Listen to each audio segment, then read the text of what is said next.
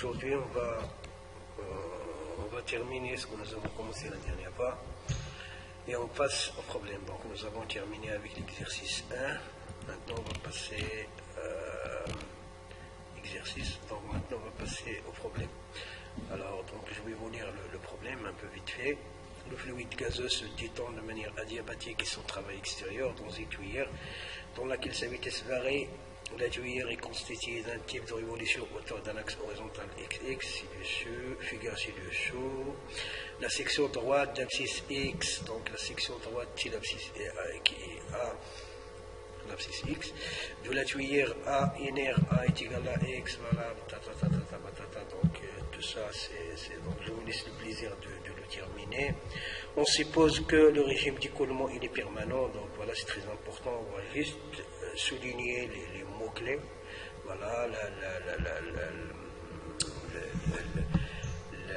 la détente il est adiabatique, pas d'échange, pas d'échange de travail avec le milieu extérieur, donc c'est bien. Le régime d'écoulement il est permanent.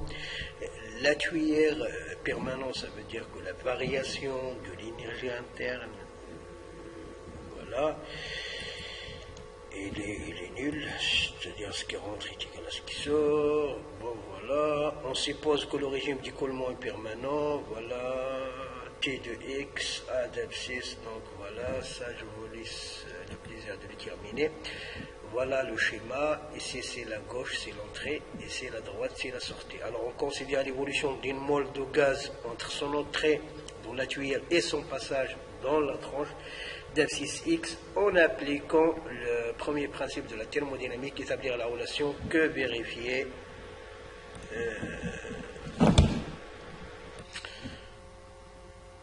Le premier principe de la thermodynamique, établir la relation que vérifier M, U1, U, H1 et H. Alors M, c'est la masse molaire, U c'est la vitesse du fluide, H c'est l'enthalpie. Alors, donc on commence et on va faire un petit schéma. Voilà. Ça c'est, pardon, c'est mal fait.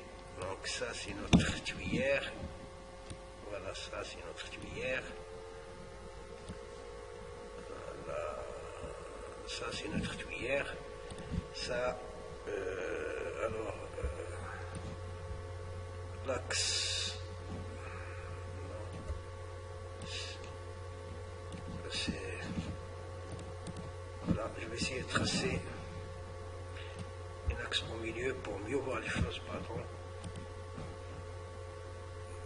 Voilà, juste voilà, attention, pour mieux voir les choses. Voilà.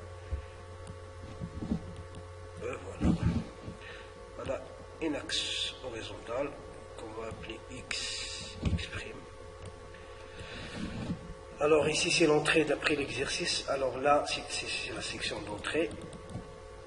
Donc on va l'appeler, c'est appelé 1, c'est-à-dire entrée, la section d'entrée. Alors il a les paramètres suivants. L'enthalpie massique, voilà H1. La vitesse est 1, la masse volumique 1 et la pression P1. Ici, c'est la partie, donc la sortie, donc l'abscisse X. Alors donc il a la partie de droite, il a l'enthalpie H, l'enthalpie massique H, U, la vitesse ρ. Alors ici j'ai oublié d'écrire la section. La section c'est celle-là. ρ. Alors la pression P1.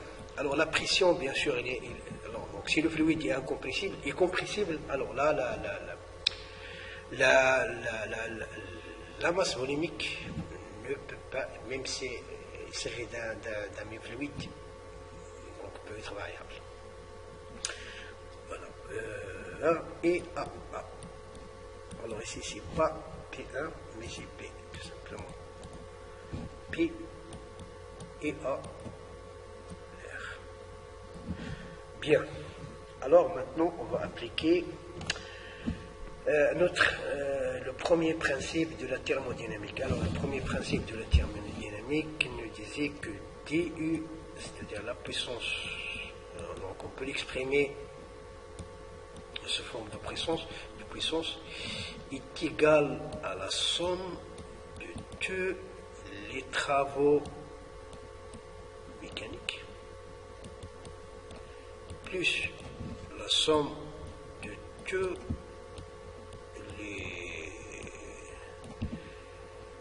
les puissances calorifiques, ici la puissance mécanique, plus la somme, alors ici c'est pas I, donc,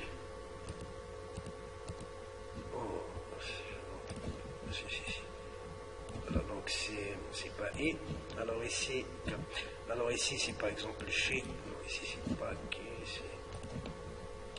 c'est U, ok, alors ici G,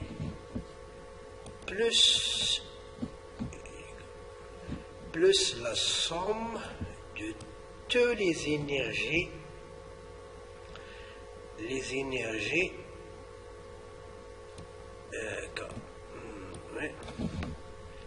fois le débit massique.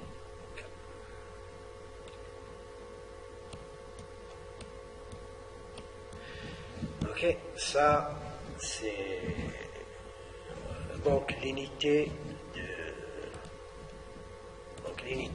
en watts, c'est la puissance. Alors c'est la variation de l'énergie interne par rapport au temps. Donc c'est de la puissance. L'énergie, c'est le temps. C'est la puissance, c'est des watts. Alors on peut intégrer ce premier principe par rapport au temps et on obtient dU est égal à la somme des travaux élémentaires plus la somme de delta Q plus la somme des autres énergies. Alors l'énergie totale ici, c'est l'enthalpie massique. Donc c'est le débit massique multiplié par l'enthalpie. Alors l'enthalpie totale ici, c'est l'enthalpie plus l'énergie cinétique plus l'énergie de pesanteur. C'est ça la somme de ce H là. Plus H, alors dm, donc K.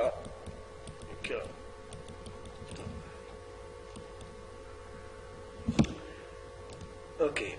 Alors, si le temps, alors donc ici c'est pour une variation infinitésimale de le temps. Alors si le temps est très important, donc on peut écrire ce premier principe sous cette forme-là, dU est égal à la somme des travaux, voilà, plus la somme de la chaleur,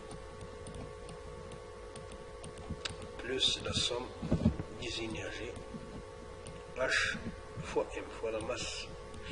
Alors, cette somme-là, elle englobe ce qui sort et ce qui rentre. La même chose ici. La chaleur qui rentre et la chaleur qui sort. Ici aussi, les énergies qui rentrent et les énergies qui sortent. Par convention, alors tout ce qui rentre au système, alors voilà notre système. Alors ce qui rentre au système,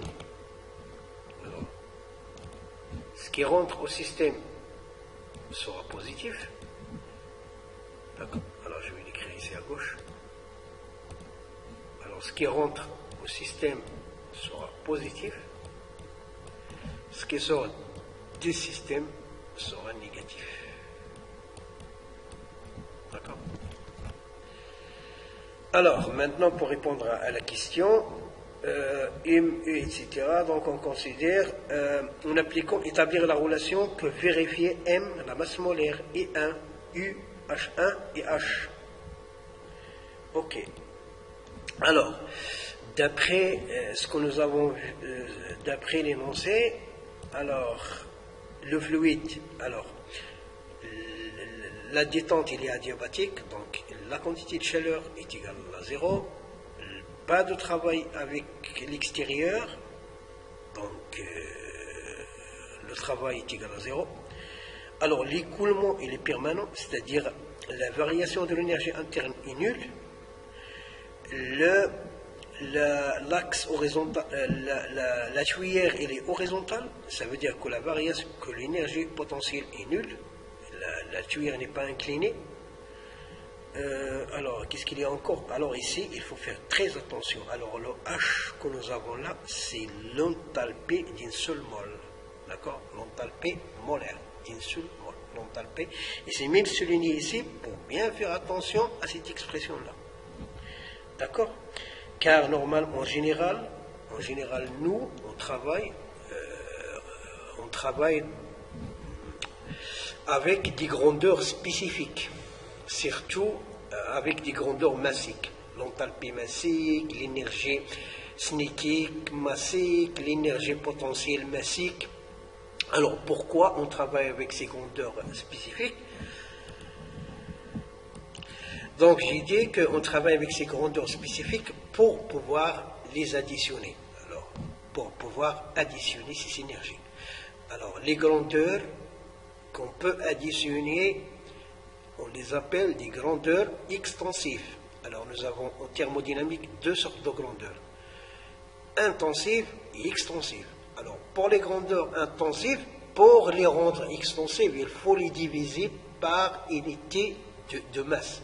C'est-à-dire il faut les ramener à l'unité de masse. Et à ce moment-là, chaque grandeur, on peut, pour calculer son énergie, il suffit de prendre la grandeur et on la multiplier, c'est-à-dire réduire, amener à l'unité de masse, et on va la multiplier par la variation, la masse qui rentre ou qui sort de notre système. C'est le principe. Alors, j'ai dit, le régime est permanent, pas de travail, pas de chaleur, suivant l'énoncé. Alors ici, la somme, alors,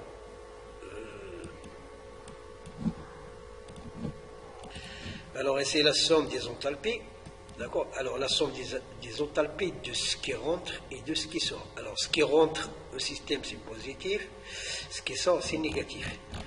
Alors, donc l'enthalpie massique, donc H1 plus 1 demi de I1, donc ça et ça sort en positif, ça et ça sort en négatif, donc c'est égal à 0. Alors, donc H1 plus H1 plus I1 au carré, c'est pas 1, c'est 1 demi, donc l'énergie cinétique qui rentre. Ok. Voilà. L'énergie potentielle, non. Fois M. Donc on va tout diviser par M. Voilà. Ici j'ai 0, donc je divise la masse et le non nul. Donc, moins H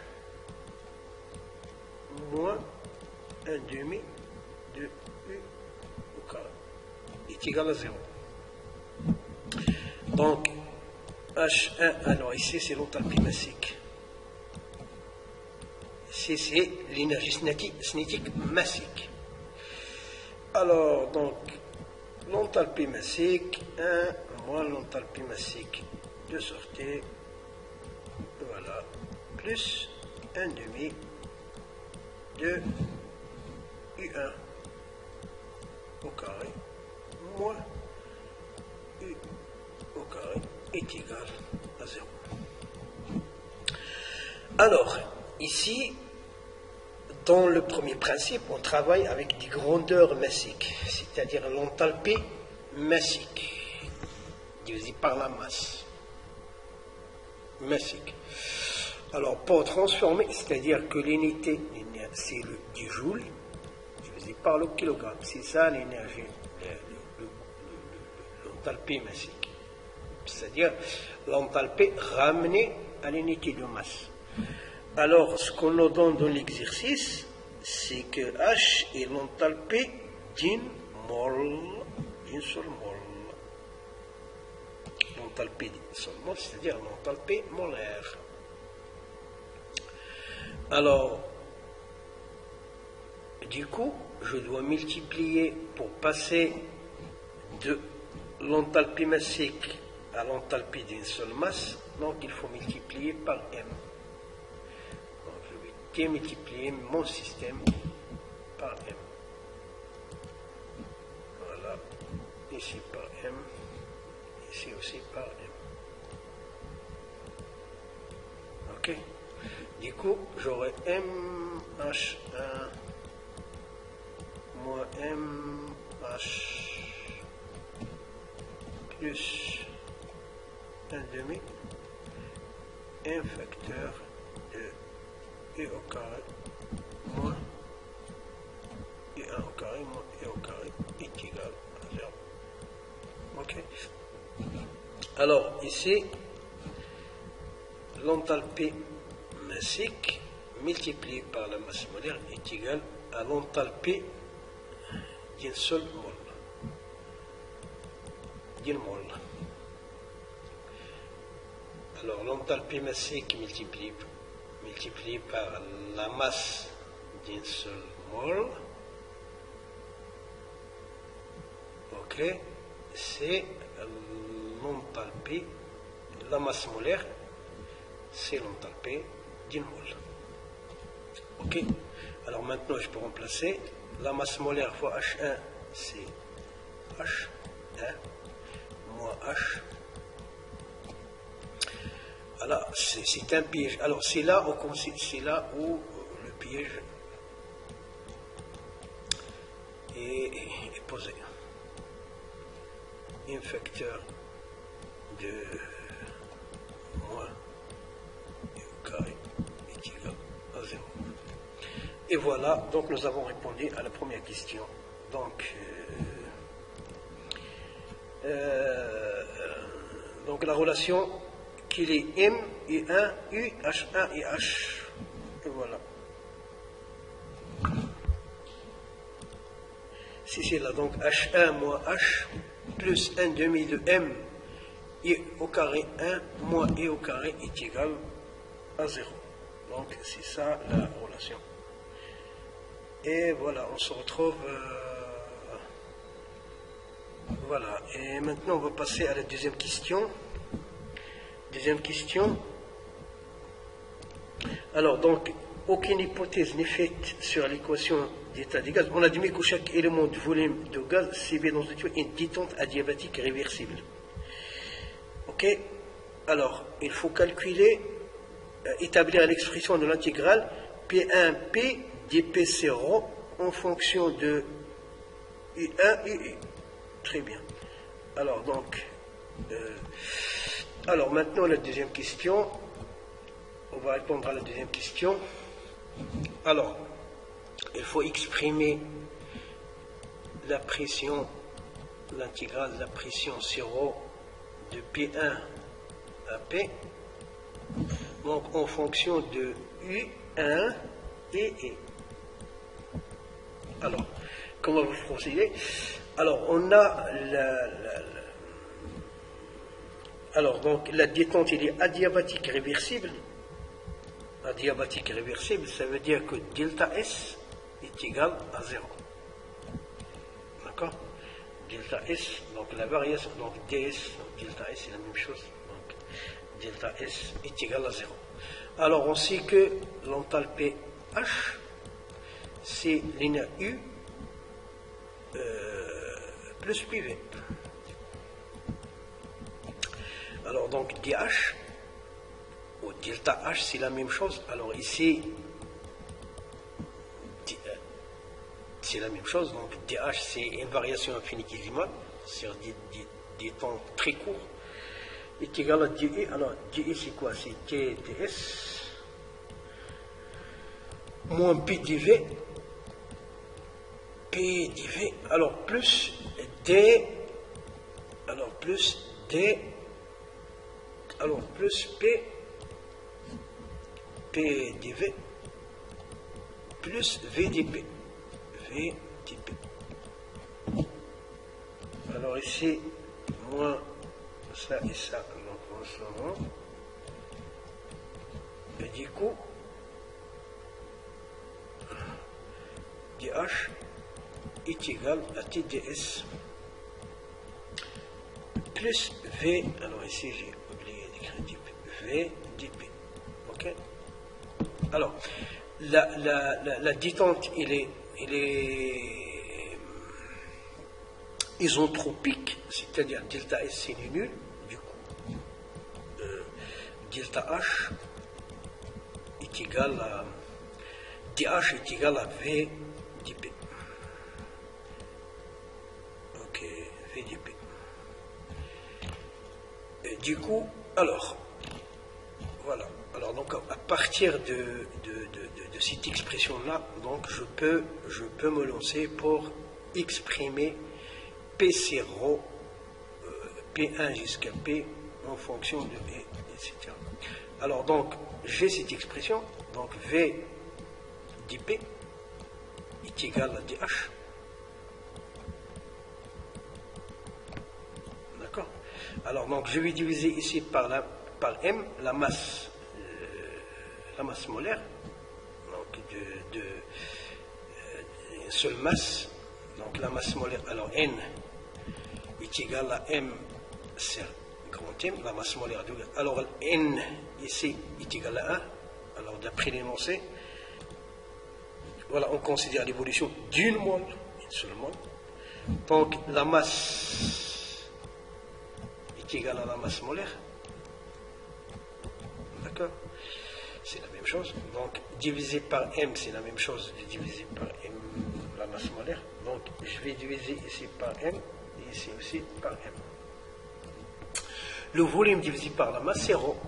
Alors, ρ est égal à la masse sur le volume. L'inverse, V sur M, c'est 1 sur ρ. Donc, dP c'est ρ. dP c'est ρ est égal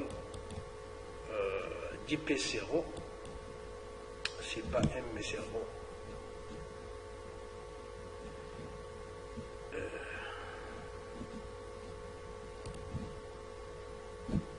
dP c'est ρ,